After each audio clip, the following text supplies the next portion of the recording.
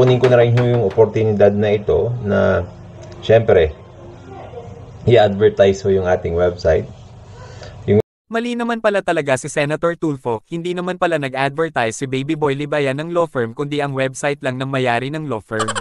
Yung website ho natin, yung batasnatin.com, ay matagal na hong website yon kung saan recognized na ho siya bilang isa sa invaluable, sabi nga nila, na legal resource dito sa Pilipinas.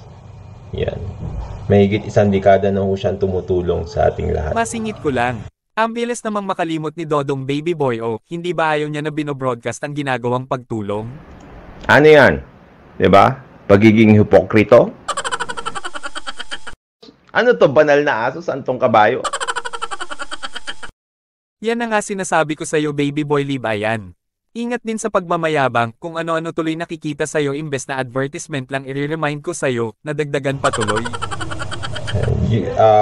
Itong pagbibigay ho natin ng free legal advice ay libre ho at regular ho ito. Sa ngayon ho, araw-araw ho natin itong ginagawa pag mahanapan ho natin ng oras, no? At saka kapag may kailangan kayong legal, no? Legal representation, punta sa korte, kailangan nyo ng abogado, no? Kailangan nyo ng ipapanotaryo yung mga dokumento. Kahit anong legal service ho, mag-draft ng mga documents, ginagawa ho namin yan sa opisina. Mag-message lang ho kayo sa amin o kaya mag-email ho kayo sa batasnatin@gmail.com o kaya mag-text, tumawag kayo sa 0915-954-6080. Yan na nga ba sinasabi ko, hindi naman daw pala nag-advertise si Baby Boy Libayan ng law firm niya. So anong tawag? Nag-market? Nag-hard sell? O naglako? Mga kapatid, kababayan, kaampalaya, sama na rin mga kabatas, pakitulungan nyo naman ako kung anong tawag sa ginawa ni Baby Boy Libayan. Gusto ko kasi siya tulungan patunayang sinungaling di umano si Senator Tulfo ayon kay Libayan. Kukunin ko na rin yung oportunidad na ito na syempre i-advertise ho yung ating website. Yung website ho natin, yung batasnatin.com, ay matagal na kapag may kailangan kayong legal, no? Legal representation, punta sa korte, kailangan nyo ng abogado, no? Kailangan nyo ng ipapanotaryo yung mga dokumento. Kahit anong legal service ho, mag-draft ng mga documents, ginagawa ho namin yan sa opisina. Mag-message lang ho kayo sa amin o kaya mag-email ho kayo sa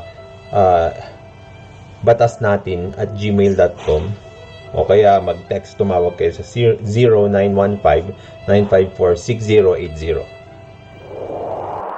At yung pag-advertise mo, na-screenshot yun. Marami naka-screenshot noon na in-advertise mo, yung law firm mo, pati yung cellphone number mo, mali ka. Sinungaling ka, hindi ko ina-advertise yung law firm ko. Hindi totoo yan. Kunin ko na rin ho yung oportunidad na ito na syempre i-advertise ho yung ating website. Yung website ho natin, yung batasnatin.com. Sinungaling ka, hindi ko ina-advertise yung law firm ko. Hindi totoo yan. Hindi ko talaga malaman kung bakit ginawang libangan ni Libayan ang gumawa ng sarili niyang problema. Sino kaya ang sinungaling sa sitwasyong ito?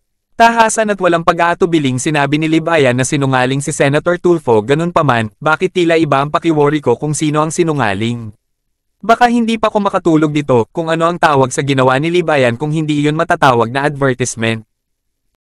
Bago natin tapusin ito, mayroon muna ako ibig ipakita sa inyo. Narito ang isang Supreme Court and Bank decision. Wait, nababasa nyo ba yon? Supreme Court Baguio City pala?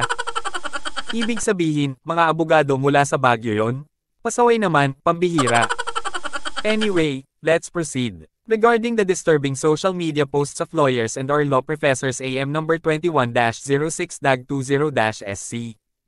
Sinasabi rito, sa isang resolusyon noong June 29, 2021, pinag-utos ng Korte Suprema ang mga abogado na magpaliwanag ang mga ito kung bakit hindi sila dapat kasuhan ng mga administratibong parusa dahil sa mga Facebook posts nila.